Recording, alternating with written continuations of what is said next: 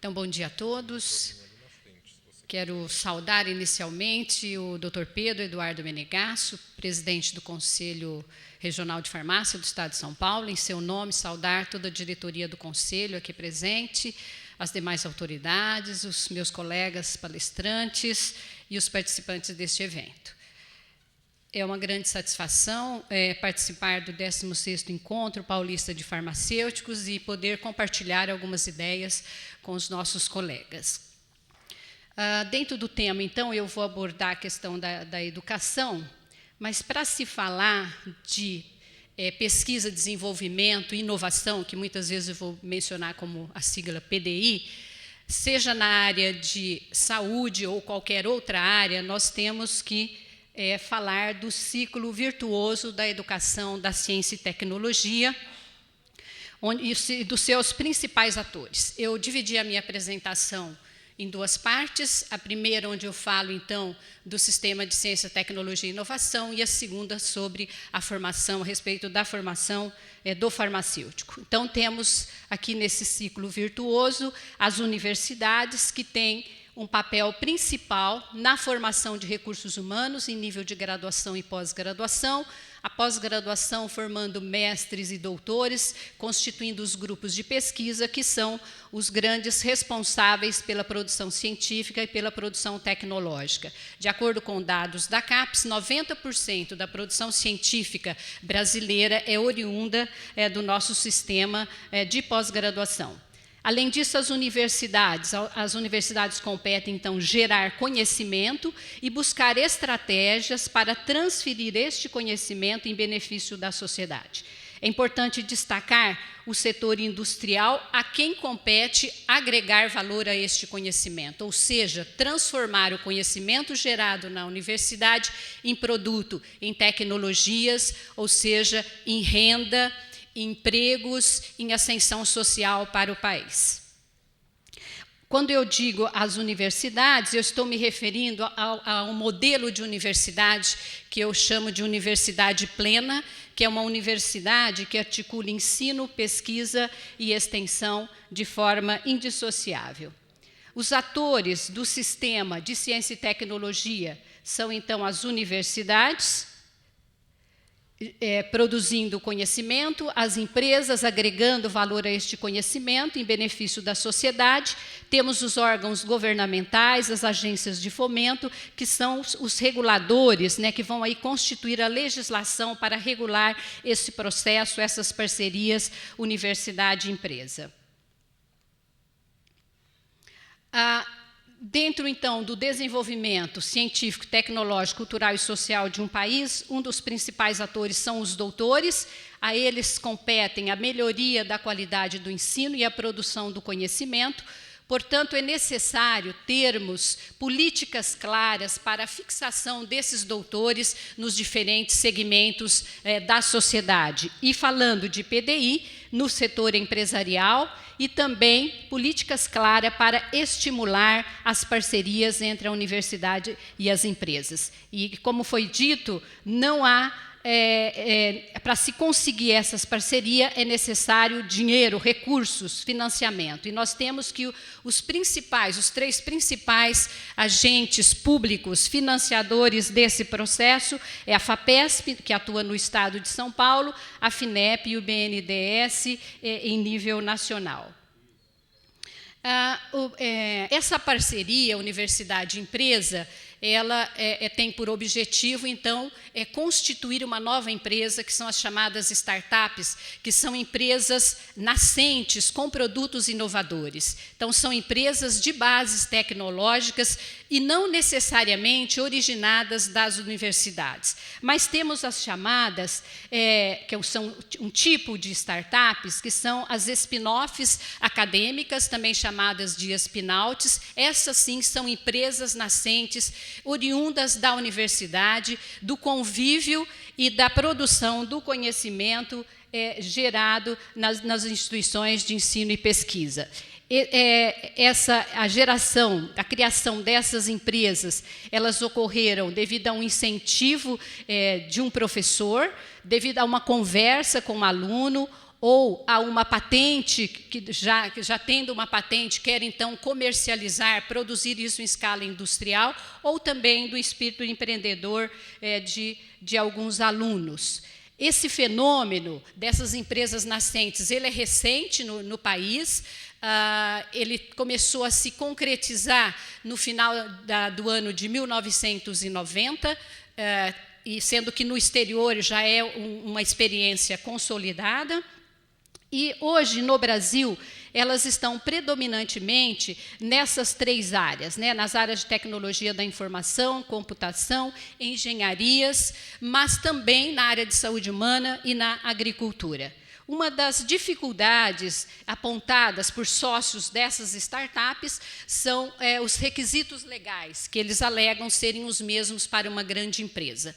Mas, apesar de ser recente esse fenômeno, nós já temos resultados muito positivos, como a notícia que tivemos agora recentemente no Financial Times, do dia 7 de janeiro, destacando o Brasil e a FAPESP no apoio dessas parcerias e dando exemplo de 2 empresas que estão se sobressaindo nesse tipo de interação universidade-empresa. Qual a estratégia para estimular, né, essas parcerias entre a universidade e a empresa e a criação dessas startups? É exatamente buscar um ambiente propício nas universidades para o surgimento de empreendedores, né, e estimular a cultura do empreendedorismo. Uma outra ação, uma outra estratégia para se estimular o PDI no país são os parques tecnológicos. Os parques tecnológicos, nós tínhamos em 2013, de acordo com o MCTI, 80 parques tecnológicos em todo o Brasil. 25% destes estão localizados no estado de São Paulo, mostrando o potencial do estado de São Paulo em produzir inovação. Mas podemos observar aqui, temos aqui no canto, o estado da arte desses parques tecnológicos. E nós temos apenas 6 parques credenciados, o outro em diferentes estágios. Quero destacar também aqui a Universidade de São Paulo, participando efetivamente de 6 parques tecnológicos, e a Unicamp, que também tem uma ação considerável, a Unesp, assim como outras, né, nessa modalidade de parques tecnológicos. Qual o papel do farmacêutico no mundo? O farmacêutico ele está mudando, né, está evoluindo do seu papel tradicional de preparar e dispensar o medicamento para um novo paradigma que corresponde à atenção farmacêutica. E essa mudança ela ocorreu devido a uma demanda crescente da área de saúde, então o número e a complexidade dos medicamentos, a baixa adesão aos medicamentos prescritos, isso forçou a evolução do papel do farmacêutico para o foco no paciente e também a sua inserção numa equipe multiprofissional. Ao mesmo tempo, nós temos aqui a conceituação pela Organização Mundial de Saúde e pela FIP do farmacêutico 7 estrelas, que é o provedor de atenção, o comunicador, o tomador de decisões, o professor, o aprendiz permanente, o líder, o gestor. E eu adicionaria a esses conceitos algumas características do profissional do século XXI, que é o conhecimento, a habilidade e a atitude. O século XXI é o século das transformações. Nós estamos vivenciando um mundo globalizado, sem fronteiras, uma sociedade do conhecimento, em que a velocidade de renovação do conhecimento é surpreendente e também os avanços tecnológicos. E, por isso, temos que ter um profissional com um perfil diferenciado para sobreviver nesse novo modelo de sociedade. E, para isso, vou destacar aqui as habilidades que, além das habilidades técnicas, que são as habilidades da sua área de atuação, esse profissional precisa desenvolver habilidades administrativas, e aí temos aqui, no caso do farmacêutico, já colocando a questão da gestão, que é extremamente importante, e temos as habilidades humanas, que são as relações interpessoais, que são fundamentais no século XXI. essas relações, nós passamos de um modelo de sociedade onde nós tínhamos um modelo hierárquico, piramidal, e passamos para um modelo em rede e, portanto, privilegiando o trabalho em equipe. O farmacêutico no Brasil, ele tem a sua atuação nas áreas do medicamento, das análises clínicas e toxicológicas e dos alimentos, atuando tanto na área acadêmica quanto na profissional, nas diferentes instituições públicas, privadas, federal, estadual, hospitalar e não hospitalar.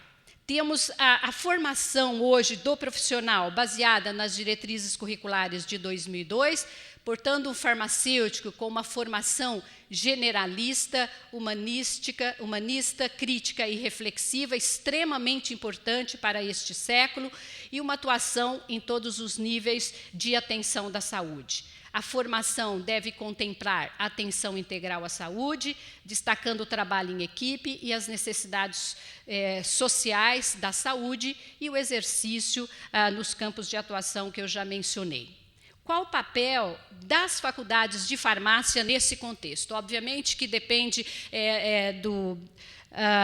do modelo de universidade, mas, prioritariamente, as faculdades de farmácia têm que formar recursos humanos em nível de graduação, de acordo com a legislação vigente, com princípios éticos, e, na pós-graduação, gerar conhecimento e transferir este conhecimento gerado para a sociedade. O diagnóstico que nós temos, nós já falamos a esse respeito desde o ano 2000, onde nós fizemos um diagnóstico, onde nós constatamos que as faculdades de farmácia, assim como outras áreas, mas hoje o tema é a farmácia, a falta de estímulo ao empreendedorismo, né? Nós não encontramos programas, atividades programadas, conteúdos ou disciplinas nas faculdades de farmácia que estimulem a cultura ao empreendedorismo.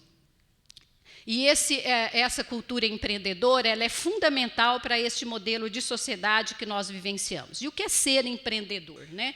Ser empreendedor é ser proativo, é ter iniciativa, é ser criador de oportunidades. Ele não espera as coisas acontecerem, ele faz as coisas acontecerem. Desculpe. Ter espírito criativo, desenvolver as habilidades técnicas, administrativas e humanas, que eu já mencionei, ter uma formação multidisciplinar, e aí as ciências farmacêuticas já está à frente, porque tem essa característica, ter o domínio da língua inglesa, da informática e desenvolver a cultura do aprender permanente. A experiência internacional também é fundamental para se conseguir este perfil empreendedor, e é esse indivíduo que tem condições de sobreviver nessa nova sociedade e também terá um compromisso com o desenvolvimento do país. Portanto, as faculdades de farmácia precisam buscar oferecer programas de práticas profissionais e de empreendedorismo para os estudantes, através dessa parceria governos, empresas e instituições, criar esses programas na administração pública, na administração privada e especialmente nas pequenas e médias empresas.